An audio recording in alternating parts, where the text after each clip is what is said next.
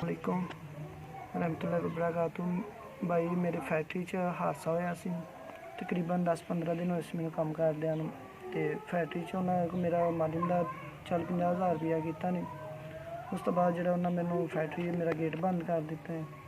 ਤੇ मेरा ਇੱਥੇ एक दोस्त सी, ਉਹਨੇ ਦਵਾਣਿਆਂ ਵਾਲੀ ਕੰਮ ਕਰਨ ਦਾ ਸੀ, ਉਹਦੇ ਨਾਲ ਜਾਈਦਾ ਸੀ ਤੇ ਦਵਾਣਿਆਂ ਟਕ ਟੂਕੀ ਮਾਰ ਕੇ ਕੋਈ 100-200 ਦੇ ਦਿੰਦਾ ਸੀ। ਉਹਦੇ ਨਾਲ ਮੇਰਾ ਨਿਜ਼ਾਮ ਨਹੀਂ ਚੱਲਦਾ।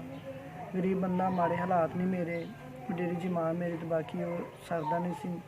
और एक बैठक नहीं, कोई जगह नहीं, कोई चलो कोई बंदा को माड़ा मोटा कोई दुकान बना के दे दो भाई, या मेरे को कोई ऐसा निज़ाम नहीं। तो पिंडों वाह मेरा स्टाफ जो हटवा है तकरीबन 1.5-2 किलोमीटर है, तो एडी दूर रूड़ी भी नहीं खिंच के जा सकती।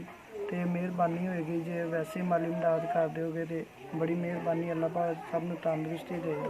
अल्लाह पाक। मेरे वालिद साहब फौत हो चुके हैं, मैं मेरी अम्मी है, वो किसी तक आ जाती है, कोई खाना पकाना दे आती है, कोई रोटियां तो कपड़े कुपड़े धो के कोई राशन पानी लै आती है। तो असीं मां पुत्तर साडा इंज सर्कस चलदा है। कोई माली मदद हो जाए तो मेहरबानी है।